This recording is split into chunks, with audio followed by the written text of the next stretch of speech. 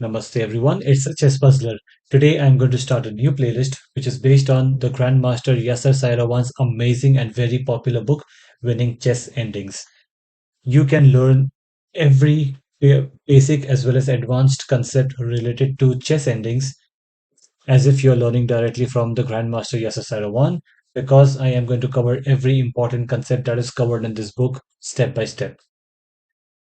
First important chapter that he covers is about the endings when we have a king and a pawn versus a king fighting for either a draw or a win. While we know that timing is quite important in chess, but timing undergoes curious changes in king and pawn endings. In opening and middle game, every move is treasured as a way to enhance our development and protect the king and protect a weakness or initiate an attack. Therefore, every move in chess is nothing but a tempo, and the plural is tempi or tempi, which is a synonym for timing. In king and pawn endings, however, the difference of a single tempo is often the deciding factor between a draw, loss, or a win. Having an extra move in a pawn race can literally mean either victory or defeat. Now, to understand these concepts better, the Grandmaster Yasser Seirawan has structured this chapter under several topics.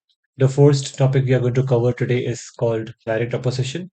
The second is distant opposition. And the third one is having the king in the square. The one that you see on the screen right now is king in direct opposition. It's the first basic principle. And the principle is if the defender's king is directly in front of the pawn, the ending is drawn. Right? This is true for all the pawns on any of the files, either A or H or anything in between. In this diagram, we see the black king has a perfect defensive position, and therefore the game is going to be drawn. However, there are a few things that we need to learn from this particular position. Let's say we start with a move king c3. We need to be very close to this pawn because if we move away, the black can just gobble the pawn and the game is drawn. Black will play something like king b6, for example. We will play king c4 and black will play king c6. This position that we see right now is called direct opposition. That means both the kings are one file apart, and the player that has the move next is at a loss because no matter where white will move, black can just take the opposition right again and will not allow white to enter this particular rank to be in front of its pawn. Say white plays kd4 and black will play kb5. Now the game will keep continuing, but white will not be able to make progress because it cannot move ahead of the white pawn anywhere on this particular rank. Say black will play kb6. We have king c4. Again, we have king c6, and now we have b5, trying to push the pawn and also trying to push the black king away so that white can come ahead of the pawn. But it's of no use because after king b6, you'll notice that the king always steps in the path of the pawn. Right? King b4, king b7, king a5, king a7, b6, king b7, king b5, and so on. And you'll see in this position, there is very little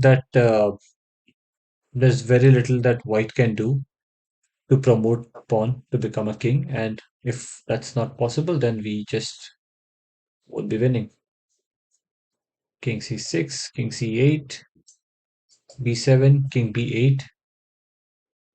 And now, if you play something like king b6, it's a stalemate because black does not have any squares to go to. And if you play something like, I don't know, king d7, then black simply takes, and once again, it's a stalemate. Now let's look at another example to understand the concept of direct opposition a bit better. If white is to move over here, what do you think should be the right move? Should it be pawn f6 or should it be the king f6? So if you do pawn f6, you see the black king is one file apart. Black king can just move to e8 and will have direct opposition with the white king, and white king will never be able to move ahead of the pawn. Therefore, the promotion of the white pawn is going to be impossible and it's going to be a draw. So the key move will be for the white to move his king in front of the pawn, be able to protect the promoting square. So we play king f6 and that's the best move. King e8. Now, if you wanted to draw, you can just play king e6, f8, f6, um, again e8, e6. However, what we need to do is after king f6 and king going to e8, we need to flank out. We'll go to g7 to protect all these three squares for the pawn promote, which means black will not be able to capture the white pawn in any of these three squares. So no matter what black plays after this, the pawn is just going to promote and we are going to win. However, we have a very unique challenge if the pawn is on a file or the h file. Let's see what happens in this case. Now, for the white pawn to move, we need the white king to move as well, right? So white will have to step in front of his pawn to gain a position and then secure the promotion square. This method of escorting the pawn up the board is key to winning many king and pawn endings, even though getting in front of the passer seems to be contrary to the plan of promotion. Imagine the king acting as a football blocker, clearing the path for a pawn. Say black is to move, black goes to g8, g6, h8 again, h6. Now king only has one square to go, g8. We'll play h7 and now king h8. So whatever we do now, say we play king h6, it's stalemate because black cannot go anywhere else. So it's a draw. In this case, it's white to move, and the idea is for the pawn to promote on e8, and the white king has to be in front of the pawn to deflect the black king away so that it cannot touch the pawn behind it. So the best move in this case is going to be king e4. Black will take the opposition, yes it will, and had our pawn been somewhere on e3, for example, having no legal moves, white king would have to move again, which would end up with black having the opposition. But we have a beautiful move, that's e3. The ball is in black's court. White will have the tempo once white gains the opposition. Say black goes to king f6. We'll simply go to d5, king d5, and you can see these three squares now in front of the king, adjacent to the king, are protected. So no matter where black goes, we can safely move our pawn on these three squares without black being able to attack it. In response to this move, black will play king e7, which will give us king e5, that's taking opposition. Now, if the black king goes to d7, we'll simply move to f6, king d8, king okay, king d8. After that, we can just simply move our pawn up. King goes to d8, for example, then we can just bring our pawn to e4, king e8, and now again we can just take opposition by king e6, king f8, and king d7.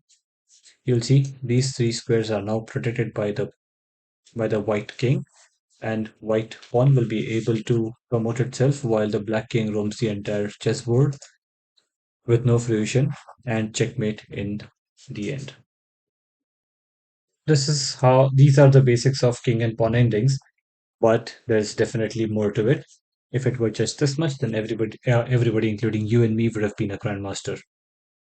Let's take a more difficult example, as we see over here. What do you think should be the first move for white? Should it be to check? Should it be to play king f7 or king somewhere else on the board? The best move over here is to control the queening square, and that can happen only by king f7.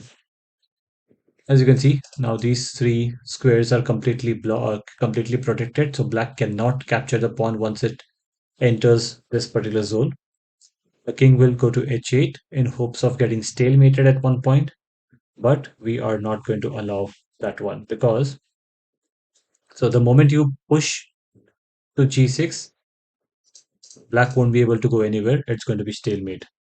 So what do you do in this case? You move king g6 and force black to take opposition in this case,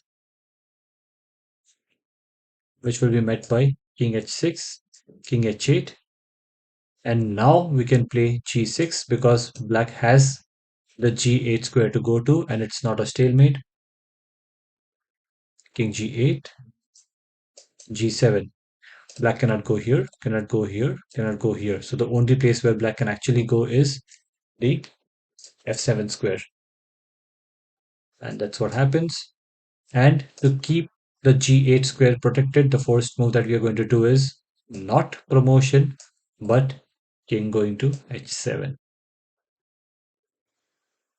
And now you can figure out what happens next. All right, now I have a challenge for you. Assume that you're playing a tournament and your opponent is the Grandmaster Yasser Seirawan himself. Yep, happy to have the sunny side of draw. You desperately want to win so that you can boast of your prowess to all your friends. The first thing you notice is that your pawn is little too far advanced and is away from your king. This means that you can't step in front of the pawn to try to win a position. Worried that it will be captured, you hasten to protect it. You play king d5, king d7, king c5, king d8. Now, this last move was a really cunning one because, come on, you're playing the Grandmaster Yasser Seirawan himself. It is a trap if you make the wrong move. How do you proceed? Please provide your answers, provide the solution in the comments section. With that, we move to the other concept, the second concept, which is distant opposition. We have learned what it means when kings face one another in direct opposition, but at some earlier point, the kings are at a distance from one another. To go head to head in opposition, they must first get closer. As they approach each other, however, it is important to know which king is likely to gain opposition. When kings are not in direct opposition, they are often in a state of distant opposition. Now, in this diagram, you can see that white wants to escort his pawn up the board right here on the c5, but the black king is well placed to block its progress. Right? White's only hope is to bring his king up off the first rank and win the opposition by getting in front of the pawn. So what does white do? King d2. Oh, the black is in real trouble. It seems no matter what he plays, he will lose the opposition and the game. For instance, if he plays uh, king d5, then king d3, white gets the opposition. King c5, king c3, king d5, and king b4. King c6, king c4, and no matter where black goes, white can simply outflank and create some safe squares for the pawn to move and finally get promoted. Right? And uh, even if black plays something like king c5, then we simply have the opposition right away. And now no matter what black plays, we'll just flank the black king from the opposite side and let the pawn march in the front.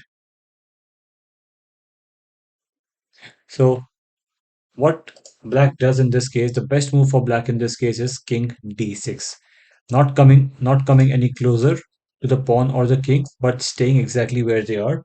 And this is called as taking distant opposition.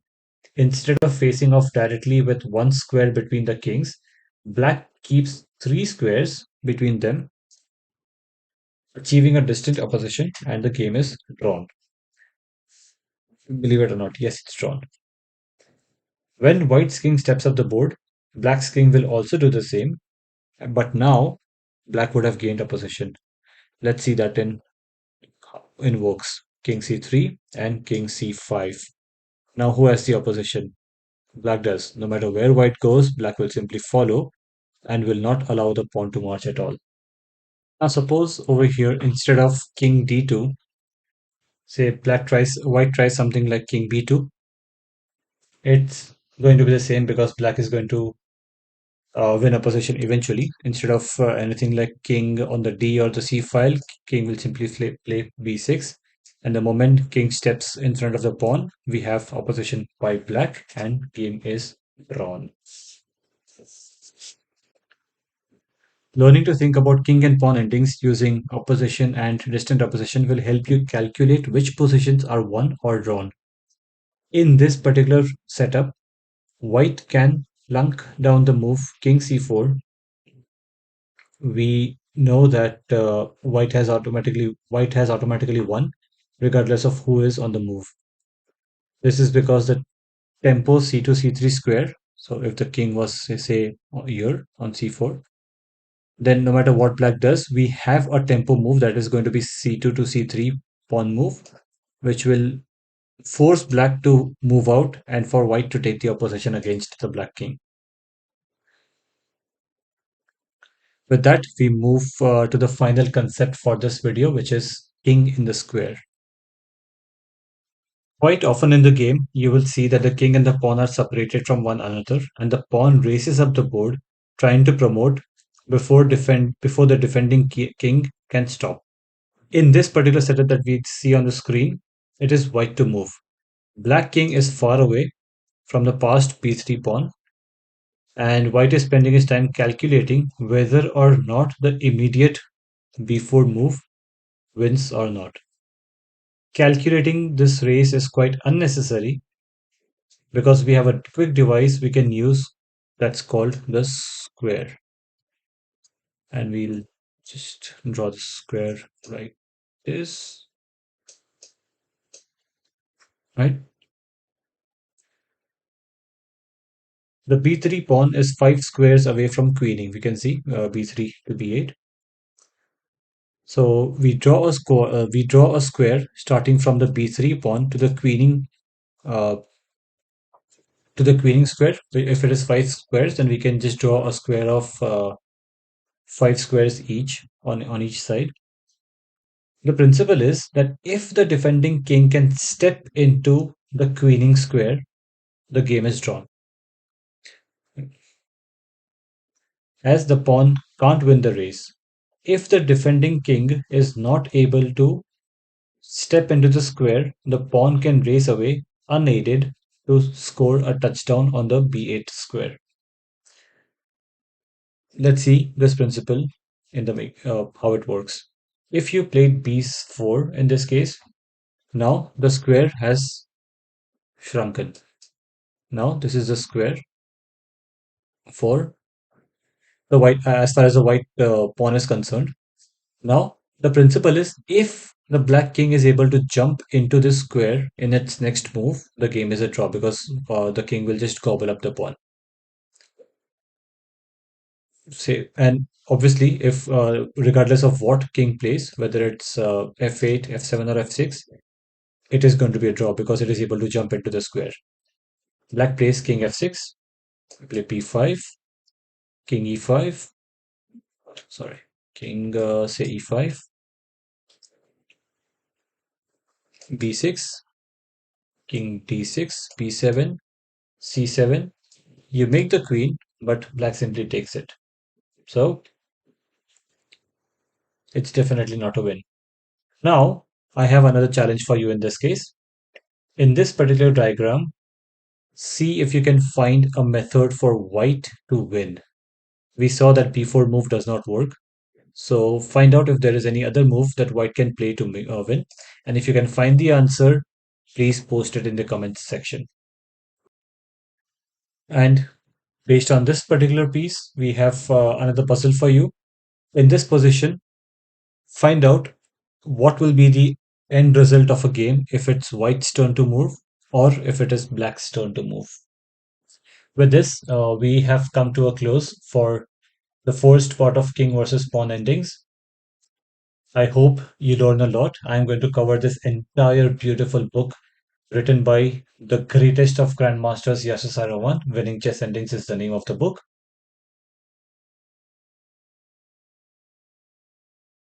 Today, I am going to present second installment of King versus Pawn Endings, as described by the one and only Grandmaster Yasser Seirawan in his book Winning Chess Endings. We are going to cover three topics today. One is triangulation, the second one is pawn races, and the third one is the crooked path. Before we move ahead, I would like you to please like and comment on this video. Also, please subscribe on this video so that I can keep creating quality videos for you to improve your chess in this year. Additionally, please wait until the end of this video because I'm going to have a beautiful challenge ready for you to test your knowledge on whatever you learned today from this video. Let's start with the first one that we are going to call as triangulation. What makes king and pawn endings so complex is that when you add a few pawns to the position for both the sides, a whole new range of problems suddenly seem to pop up. This is not the case when you're in the opening or the middle game and so on. And in most cases, the superior side often wants to lose the tempo by passing. That means if you were allowed, if it were legal for you to just pass a move and let the opponent make the move, which will put you in a position of advantage, that is what we would call as triangulation.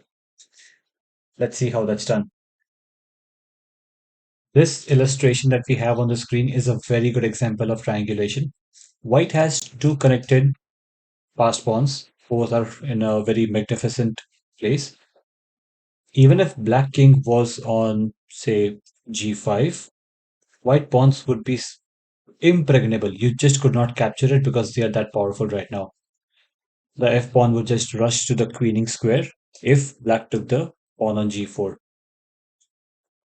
White knows that with the aid of his king right here on d3, promoting one of his pawns would be quite easy.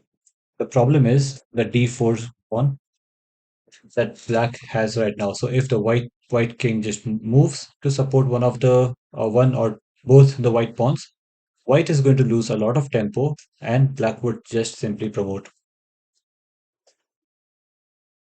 So white comes to a startling conclusion that black's king is overworked.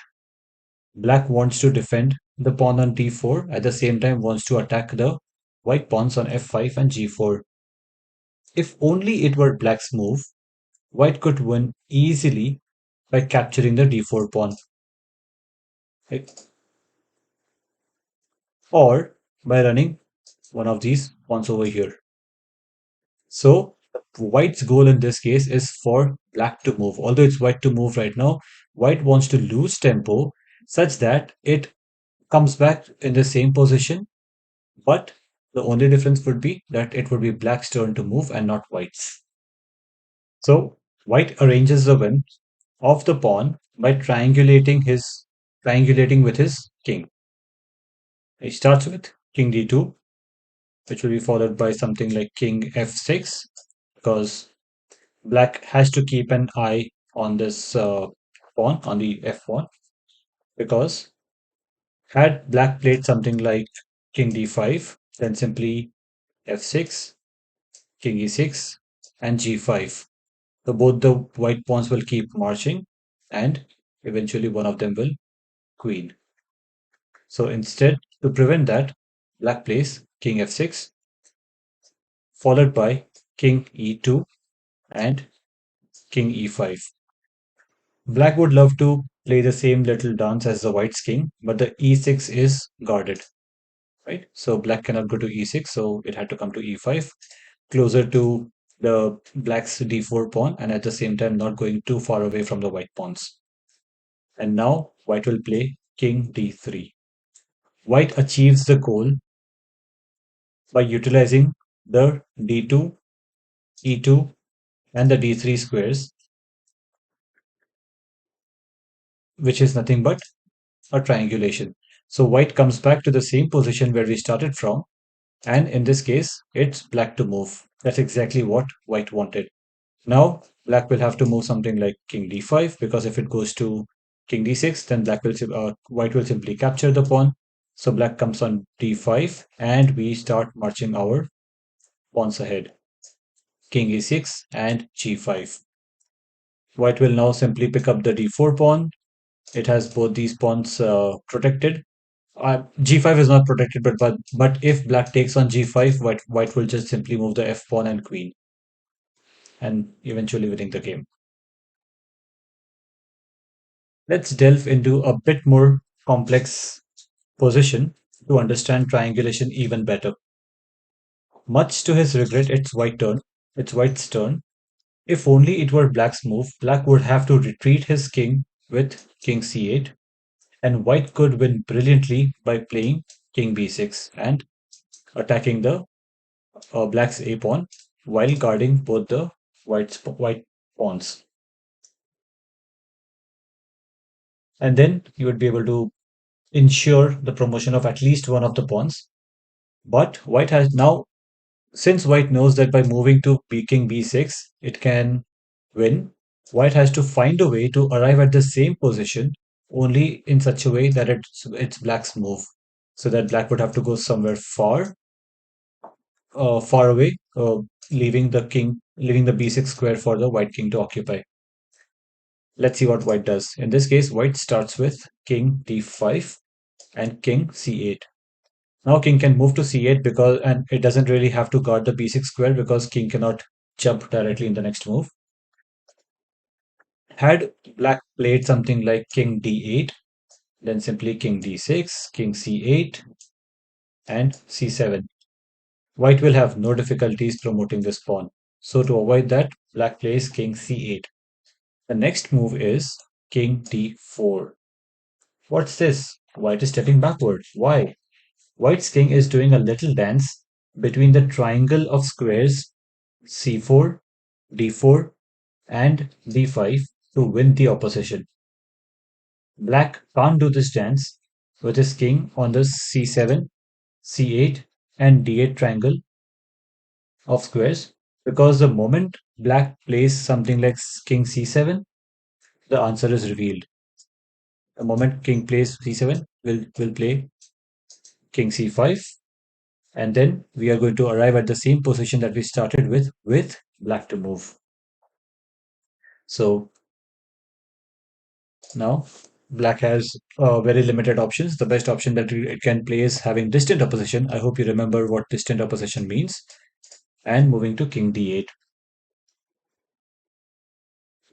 White will continue with king c4, trying to grab the b6 pawn. Sorry, king c4, coming closer to c5, and therefore b6. Black will play king c8, and now we play king d5. Looks like the cat and mouse game is over. Black's only choice is which way to lose. And you'll see why. King comes to c7, and now we recreate the original position we saw on this board by playing king c5. If you remember, this is how we started, but it was white to move. But now, since just white moved to c5, it's black to move. No matter where black goes, say king c5, king b6, b8, king takes, king c7, king b5, protecting both the pawns, king c8, a6, king b8, king c5, king c7, and a7. If black rushes to take our pawn on a, we can simply rush to the promoting square with the c pawn. All right, now let's look at one final example under the topic of triangulation. This one is extremely complicated, so please pay attention. White starts with king b1. Right? That's the only way to stop the a pawn from rushing to victory. Why? Let's see. If white played something like king c3, then a3, b4, king e5, king b3, king d5, king takes, king c6, king a4, and king b6. Now, black king is not going to allow white king to come in front of the pawn, and therefore it's going to be a draw. To avoid this, white starts with king c1. Sorry, king b1. Black plays a3 because black has to try, right? If black plays something like king e6, e5, then king comes to a2, king d5, king a3, king c5, king takes, king b6, and king b4. Since white has the opposition, white can easily win the game no matter where black goes. White can simply flank and eventually protect all these three squares for the white pawn to pass through and promote. So to prevent this ending, black will play a3, which will be followed by b3. Now there's a challenge for you here. Can you determine why did white play b3 and not b4, or a takes on b b takes on a3? If you can figure it out, then please mention that in the comments section. This will be followed by king e5, king a2, king d5, king takes, king c6. Black is trying to lay a trap. Why? Because if white plays something like king b4, then black will play king b6 and gain the opposition, and therefore the game will be a draw. So to avoid that, white plays king a4, king b6, and now white has the opposition by playing king b4. Therefore, it's a win. With that, let's move on to our second topic of the day, which is pawn races. As we just saw, you often reach a king and a pawn ending in which both sides have the same number of pawns. In this case, positional factors are paramount. Consider the following: which side has the better placed king? Which side has a further advanced pawn? Which side has a doubled pawn or another type of structural weaknesses?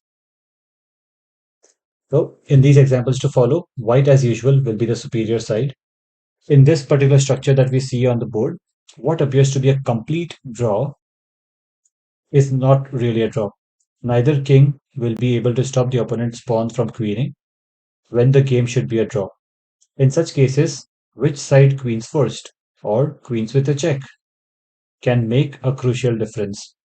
In this case, white promotes his pawn first and is able to put this advantage to good use. Pay attention to how pawn races come to life and make living hell out of the opponent's king. White starts with f7, h2, and white queens, and so does black. Now, the best move after this for white is queen f3, king g1. If king had played something like king h2, queen g3 will be checkmate. So, obviously, to avoid that, black will play king g1, after which we are going to lay a beautiful trap to make this ending a nightmare for black. Queen goes to e3, king f1, king queen c1, king g2, queen d2, king f1, queen d1, king g2, queen e2, king g1. Did you notice that all these series of moves by black were all forced? But what has white gained, you ask? White is simply checking from all the different squares. Well, white has managed to bring his queen so close to the black's king. The queen has also moved away from the f3 square, avoiding a queen swap. And all of this has been done with tempo. Now, a finishing move over here would be king g3. Do you see it yet? It's a surprising finish. Despite the even material, black cannot prevent queen e1 checkmate without losing his queen. So this pattern is quite important and it's often seen in real games as well. So it's quite important to keep this one in mind. Being able to checkmate after both sides have promoted is a clever, clever trick, but one that isn't necessarily common in victories that feature pawn races.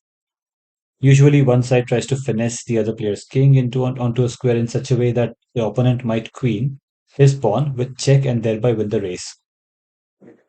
Now, this pattern that we see on the board right now is a really good study, which helps us realize that king takes on b7 and king b3 means that black is in a square of the white pawn, and the position seems to be as good as drawn. So, is there any way white can win? I can give you a hint. White can get black's king to step on the a3 to f8 diagonal. Why? Because that's where, on the a3 to f8 diagonal, because that's where the white pawn is going to queen. But how do we do that? How do we force black's king to step on a3 without having any other pieces with us? It starts with king d6. It intends to use his king to stop black's pawn, not to capture it, right? So we are going to stop this pawn from queening by capturing queen. We already studied that king can simply jump onto the square that we had studied last time, and with that, white may not be able to promote. So white is going to stop black pawn from queening, at the same time going to push for the white pawn to the promoting square. Okay, now black moves up because black has no choice. In case if black played something like b5, then king c5, king b3, and king takes on b5. Now, as you can see, white obviously is not so merciful, right? Because if black king comes too close to the pawn, then white may not have been able to capture it. So now white takes that opportunity and captures it. Because after this, king c5, because yeah, after this, black will play king c3, king c5, king d3, king d5, and white will be just in time to help white pawn reach the 8th rank. So to avoid all of this, black plays king a3, followed by king c5, king a4, and f4, b5, f5, b4, king c4. Again, white has the option of promoting first by simply playing f5, b3, f7, b2, and queening. And this can be continued by queen 8, king b3, queen b7, queen c2. But there is no glorious checkmate in this particular pattern. So instead, white plays king c4, followed by b3, king c3, king a3. Now, black king has to compulsorily follow wherever the pawn moves, because if not, then white king can simply capture. And now we push our pawn to f6, b2, f7. We have our queen and so do we, but now we have check along with the promotion. So white is going to have all the tempo in this place, and white cannot, and black cannot go anywhere safe enough to prevent itself from checkmate. So this will be followed by something like king a4, because something like king a2 and queen a8 is really a very sad checkmate.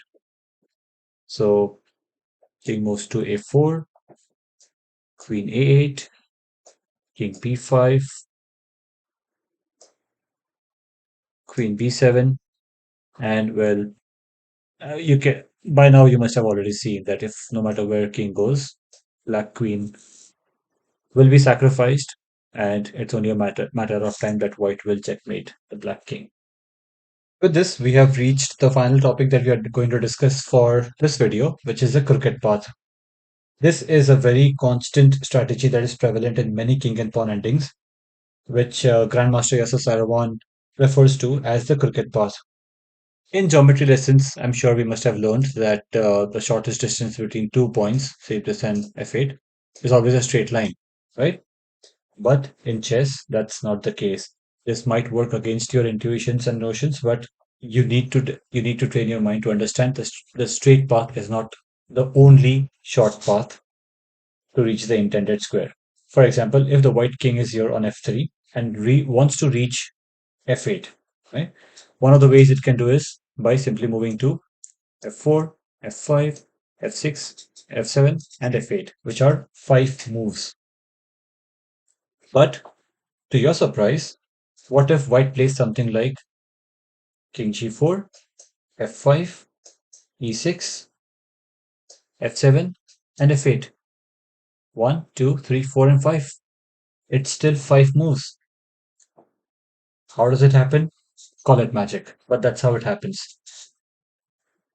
You can take even one more option or one more way of finding this out. E4, f5, g6, g7, f8. It's still 5 moves. So even if the king takes a crooked path, reaching the destination is always possible in the same number of moves. We have two positions that illustrate the importance and the beauty of crooked path. The first one is right here in your screen. This had actually happened in a game played in Berlin in about 1921. White has to move across the board and gobble up the a7 pawn, and at the same time also has to promote the a6 pawn. If white simply marched to the pawn straight, then at the same time black can also reach this area and prevent white pawn from promoting or protect the a7 pawn from getting captured. So the game continues something like this: king e6, king c3. Now white makes a mistake of playing king d6, king d4, king c6, king e5, king b7, king d6, king takes on a7, and king c7. What do you see happened here? Can white king move anywhere on the b file? No, it cannot. Why? Because we have the black king sitting right here and he's not going anywhere. So the only place where white can actually move is a8, which will be followed by c8, then a7, c7, a8, c8, and it's going to be a draw.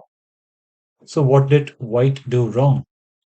The first move was all right. King e6 is fine. King c3, an obvious defense. But instead of playing king d6, white has to play king d5. Keep the black king out of this particular rank for as long as possible, so that white can keep marching towards the black pawn while making black lose tempo. So here black will play king b4, king c6, king a5, king b7, king b5, and now king takes on a6, a7, king c6, king b8, and there's nothing that Black King can do to stop this promotion. Another study that the Grandmaster Yasser Seirawan has introduced in this particular chapter, in this particular section of the chapter, is the one that you see on the screen right now. In this diagram, we see that white is impossibly placed if he wants to stop the h5 pawn from queening.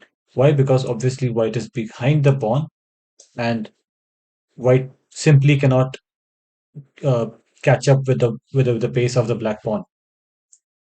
Furthermore, the c pawn that white has is quite comfortably controlled by the black king.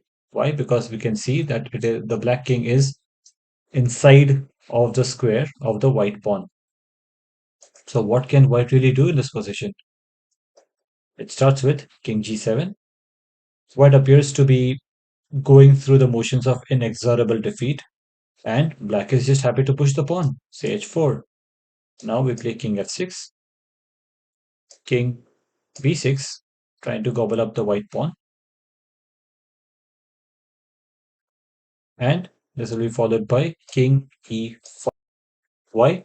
Because white actually has a double threat supporting his pawns at once in the next move itself, and at the same time stepping into the square of the king e5 and f4. So, yeah. So to escape the square, black moves to h3. If black had taken on c6, king f4. Now, as you can see, white king is inside the square of this particular pawn, and this game is going to be a draw. So king f4, h3, king g3, h2, and king takes on h2, and it's a draw. So to avoid a draw, black definitely wants to win because the pawn is so close. After h3, white will play king d6, h2, c7, h1 queens, and c8 also queens. And white still is able to draw the game. And finally, as promised, we have the challenge over here. I can give you a hint that this one is related to the pawn races. Few things leap out at you. First, you notice that black's king is boxed in, right? It cannot really go out. It cannot definitely come out to stop the g pawn. That's bad news. The good news is that white king is optimally placed to escort his own pawn to coronation. White king as well as the black king, because black rotates these three squares, and white cannot do really anything about it once the black pawn is moving. Now, how can white use this information to win the game? I want your answers in the comments section. Thank you. I hope you were able to learn a lot about king and pawn endings from this video.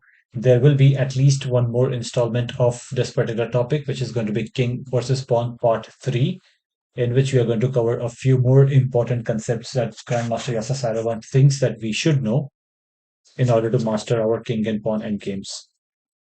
If you like the video, then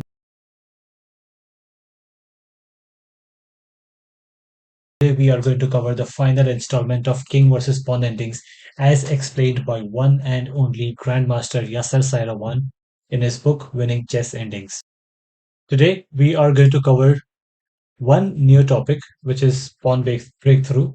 And along with that, we are going to cover two spectacular games played by Yasser Seirawan in his past to explain the theory that we have studied so far in king versus pawn endings. By now, we have quite an arsenal of tricks to help us understand king and pawn endgames. A highlight of these endings, GM Yasser Seirawan's most favorite, is pawn breakthrough.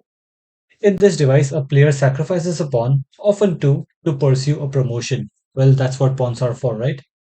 Recall the tempo tester exercise at the start of this chapter. If you played a few games, you might have found yourself in a position similar to what you see on the screen right now. White has the advantages of a superiorly placed king and pawns that are further advanced. They are on the fifth rank, while black has pawns on the second rank or seventh rank. In this case, GM Yasser Seirawan's first teacher, Jeffrey Parsons, he was playing black. GM Yasser Seirawan tried a lot of different moves in this particular position while playing white, but could not really come up with the best possible move to start with. GM Seirawan started with King F5, King F7, King E5, King E7, King D5, King D7, C6, that's a check. King simply goes to C8, King E6, and now comes A6. C takes on B7. Well, after this, black can simply take, and black will have a king that is going to protect both the pawns, while white king is far away. Despite a lot of efforts, Yasser Seirawan could not come up with the best first move in this case, which is B6. C takes on B6, and now you play something like A6, clearing the lane for the C pawn to promote. If B takes on A6, simply C6, and now no matter what black plays, even if black tries to promote, white is very close to C8, and in two moves it is going to promote itself to a queen. If you recall the concept of king in a square, that's what happens when white plays king f5, king f7, and now king is going to be in the square of this white pawn. So even if white could easily just pass through on the c file, the black king would be in the square and would be in time to stop the white pawn from promoting, which is why king f5 is not the best first move. Here's a little brain teaser for you. After b6, we saw that black plays c takes on b6, right? What if black plays a takes on b6? Can you find a solution to this particular pattern? If yes, then please provide your answers in the comments section. That let's look at one more example highlighting the importance and the criticality of using the pawn breakthrough at the right time. White is quite happy seeing that it has an advanced b pawn while both the black pawns are quite far away, and black can simply or white has a better chances of promoting at least sooner than black can. So black jumps with a4, h5, a5, h4, b6, a takes. Now white has to stop to consider his move. He has a choice of which pawn to promote. He makes the right decision. It is going to be a6 and not a takes on b6. h3, a7, h2, and now we queen on a8. The reason why we promote the a pawn is because had we taken a takes on b6, then in that case our promotion square would be on b8 on the dark square diagonal, right? So after black also promotes its pawn on the h1 square, white's queen will not be able to tackle that black queen at all, and it's going to be quite a drawish game. So instead, white heads on to promote his queen on the a8 square, such that after pawn h1 queen, white can simply take, thus having a much superior position and winning the game. Now, you may wonder, why not simply play king c4 and enter the square of this particular pawn? The reason is after king c4, h5, king d5, h4, king e4, h3, king f3, h2, king g2. The problem here is black can just play king f7, which means while white is attacking the black pawns, black can easily reach out to all the pawns over here on the white side as well. which in the end is going to be a win for black because white's king is going to be far away from action, and while black's king is going to be very close to the black pawn, which may eventually end up getting promoted. With that, let's take at one final example in the topic of pawn breakthrough. Now, pause for a while and think what should be the best move for white. The possible options are moving the king away, advancing the f pawn, advancing the g pawn. All right. I hope you gave this some thought and you have some ideas of what would happen if either one of these moves are made. Let's look at these in detail. The best move here for white is f5. King goes to b4. The reason why king moves is because if e takes on f5, g takes on f5, king b4, and e6 allows white to queen because black will simply take, white will take again, and white will promote. Even if black does not take or black remains where it is, white can simply promote on the e8 square. So to avoid this, the after pawn f5, black plays king b4, and now white plays g5. This is a breakthrough sacrifice. He takes on f5 because if king plays something like king c5, then f6, g takes on f6, g takes on h6, and promotion is inevitable. Also, what's possible is instead of king c5, perhaps h takes on g5, f6, g takes, and h pawn promotion is inevitable. So, to prevent all of this, after f5, b4, g5, white takes on f5, and now we push g6. If black takes, then we can promote the e pawn. If black does not take, then we take on f7 and push the pawn. And if black simply pushes the pawn forward to f6, then we promote the e pawn once again. I hope this idea is clear, and I hope you are able to understand what pawn breakthroughs are about. With this, we are going to look at one of Seirawan's games.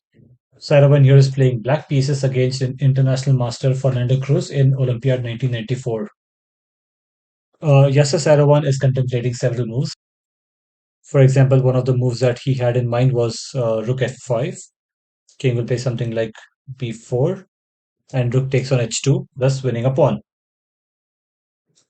However, white's advanced passer on c4 will actually offer a good counterplay. Seirawan also was considering something like rook a5 and trading the rooks. But he eventually decided that none of these moves are really that good. So he also thought that if he's able to blockade the c4 square by having a piece on the c5 square, he would be able to pass on. He would be able to engineer a very interesting breakthrough with pawns while sacrificing two of the pawns and going into a queen ending eventually. But then once again, he decided he's going to be worse off. So he started with a move rook a5. Nevertheless, king goes to b3, rook takes on a2, king takes on a2. By this time, Fernando Cruz was flabbergasted. He was surprised, and all of Yasser Seirawan's teammates, representing the United States of America, they had also lost hopes from this game, and they left the playing hall. But Yasser Seirawan was pretty confident about his 21 move combination. Yes, you heard it right, 21 move. He continues with King d6, King b3, King c5, King c3. In general, such endings favor the side with the outside passer. This is because the passed pawn forces the opposing king to either step into a blockade or move over to win it. Once the king is either on the defensive or out of the way, the other player's king has the opportunity to raid the other side of the board. As you can see, the black king is trying to keep this white pawn in check. While it does that, white can simply just move on this side of the board and gobble up all the black pawns and escort the white pawns to victory. However, in this case, the favorable position of the g4 pawn helps black keep the entire white's king side frozen, because the moment he plays h3 or f3, white can simply just take, black can simply just take and sorry, white black can simply just take and march its pawn forward for promotion. And Yasser Seirawan was depending completely on that g4 pawn. White can move his king only back and forth. However, black can't move his king at all. There is no way, there is no place where black can go. The moment black moves, the pawn will march, and the king will march along with it. So black had to move his pawns. What did Yasser Seirawan do? He played e5, followed by king d3 and f5, king c3 and e4. As you can see, black's pawns have advanced a lot while white king is in the same place, because white just can't afford to move just as yet, because the moment it goes away from the c4 pawn, black king will take it up and protect all of these pawns to promotion. White continues with king b3, and now we play h6. Black wants to advance his pawns to engineer a breakthrough, but he has to be very careful with how the pawns are advanced. It is useful to keep white's king away from the king's side on the less active b3 square. You can see white king is really far away from all the pawn action that's going on the left side of the board. And triangulation is not the only way to lose tempo. Now, white plays something like king c3, h5, king b3 once again.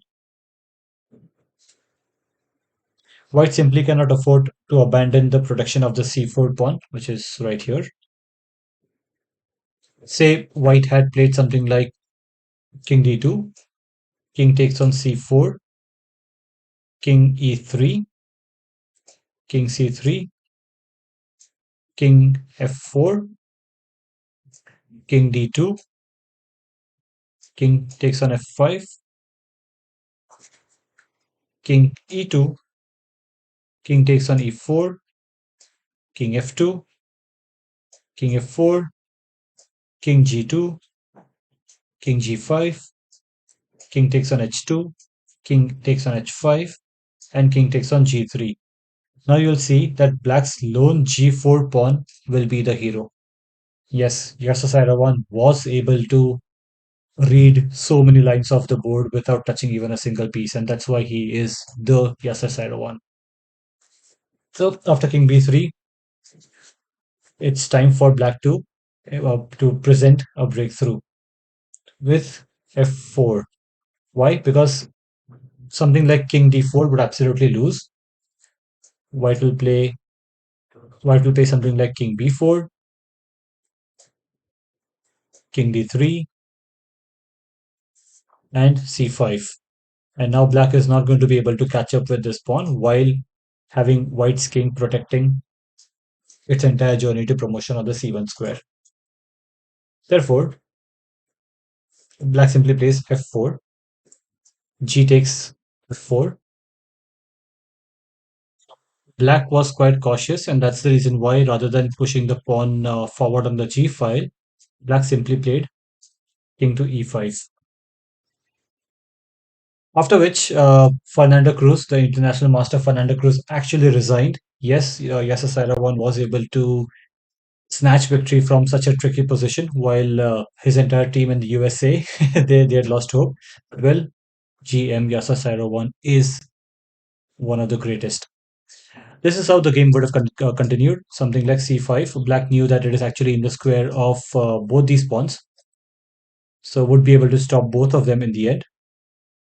King would play something like take, king takes on f5, c6, king goes to e6, king b5. White is supporting his passer. Now black has a decision to make. To which square will he promote his pawn? Can you figure it out? Well, this is what black plays next. G3, H takes, and now we'll play H3. Since white has a long journey to make on the to queen, black simply marches on the H file. This will be followed by something like king b6, h2, c7, king d7, king b7, and we queen with check. Black knew that to support this white pawn, the white king will have to be on the light diagonal. It's going to be on the b7 square, and therefore checking from b7, checking from h1 is the best move rather than taking the pawn on g3 and promoting it on the g1 square. After the rook sacrifices took place, you could see white could only move his king. And second, GM Yasser Seirawan was assisted by knowledge of a lot of pawn breakthrough themes and also king versus pawn endings. And he realized that his king would be in the square of the promoting pawns. Well, and who does not love having a pawn promoting with check on b7. All these calculations he was able to do, and he was able to do only and only by learning, internalizing the themes, the king and pawn tactics that we are learning in this book so far. With that, let's move on to the game that we were waiting for with bated breath. In this case, Yasser Seirawan is playing Gary Kasparov. Seirawan with white pieces and Kasparov with black pieces. This was in 1983, where Yasser Seirawan actually loses to a young Gary Kasparov.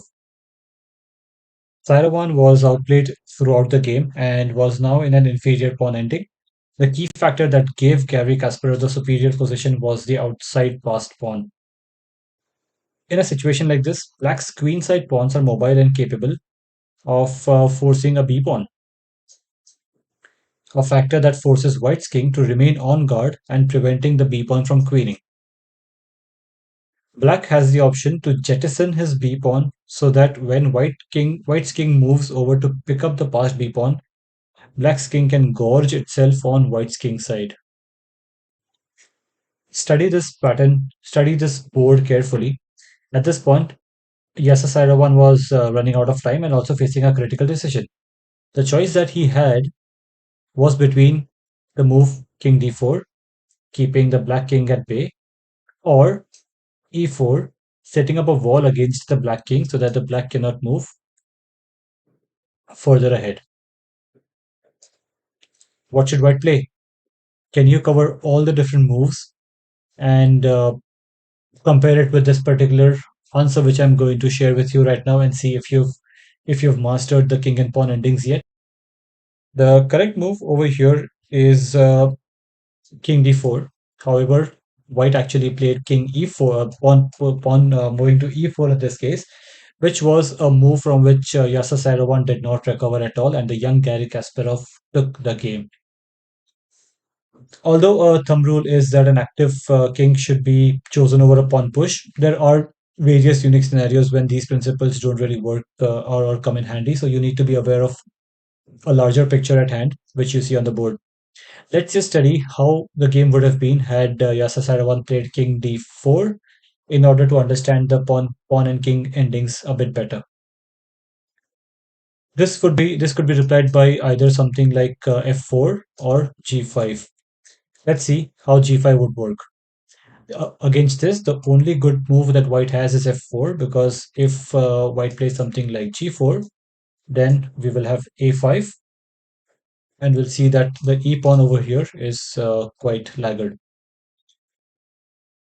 So after g5, white plays f4 followed by f6.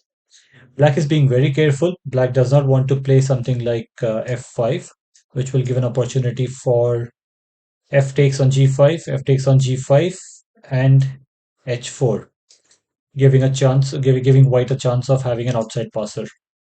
So instead of f5, black simply plays f6, to which white plays e4, a5, and now h4.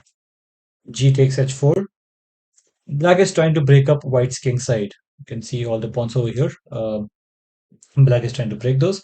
If he tries to keep pawns on the board with something like, say, g4, then h5 is the best move. King will go to c6 and e5. If f takes on e5, king takes on e5, and king will have white will have a protected passed pawn on the f file protected by its king, which is definitely going to escort it until the promoting square. Therefore, black plays g takes on h4, not keeping the pawns in place, not keeping the pawns on the board, followed by g takes on h4 and h5. Black has now gained the opposition, as you can see here. I hope you remember the concept of opposition from our first video on king versus pawn endings.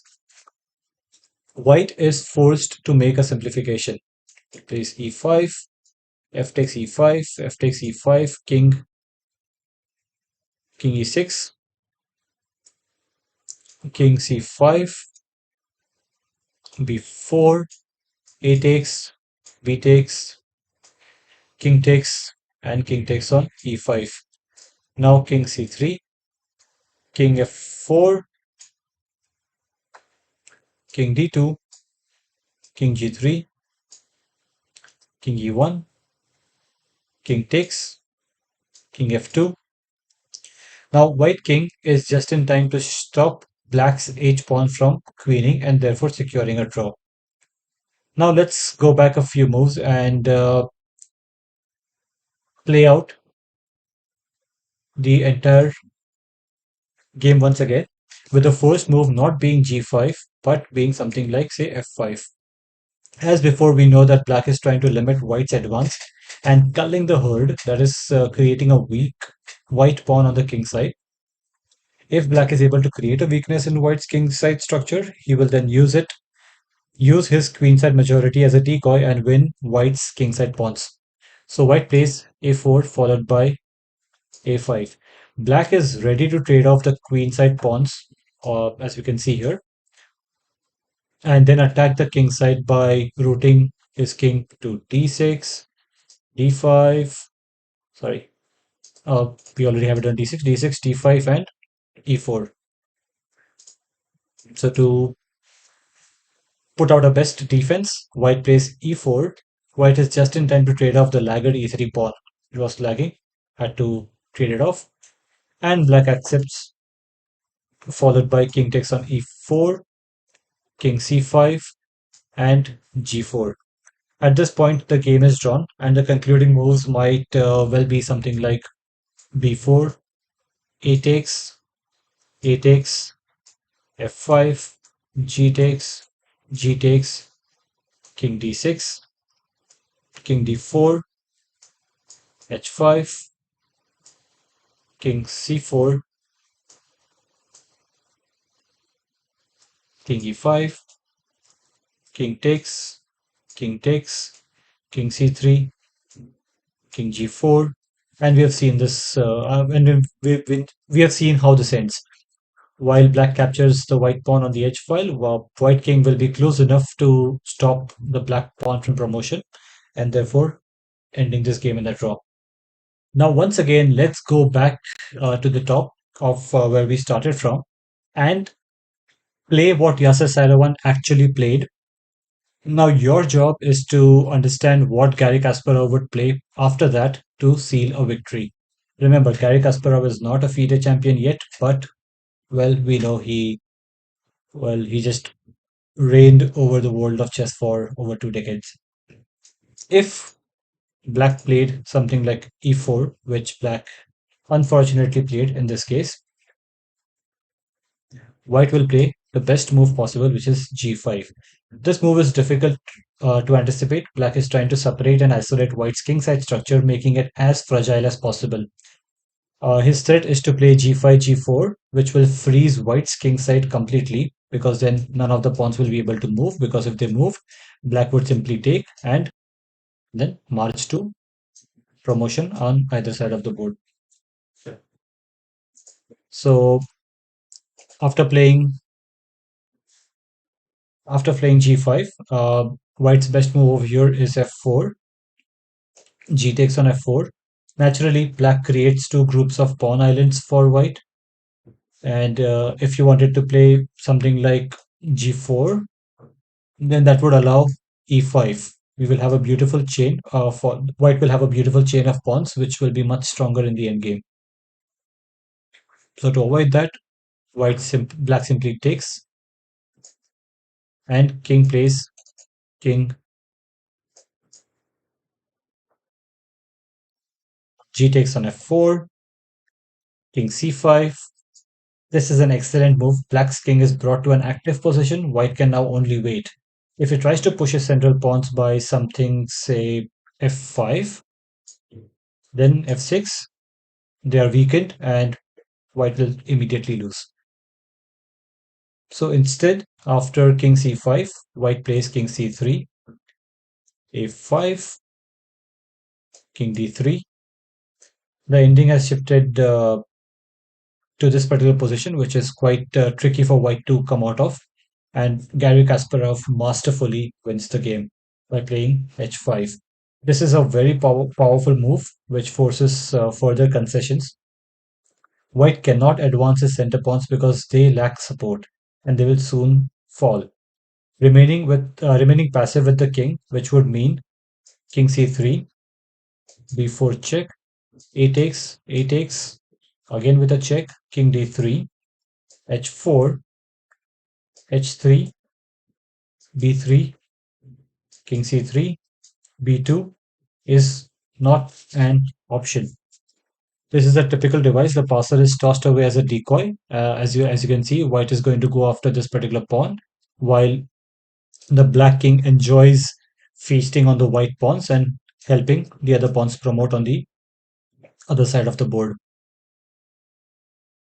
So after black plays h5, white simply plays h4. It is important to stop the black's h pawn from advancing, but the cost is weakening the g3 square.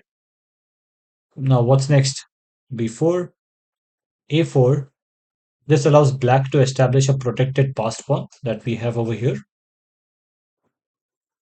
This is better than losing it to something like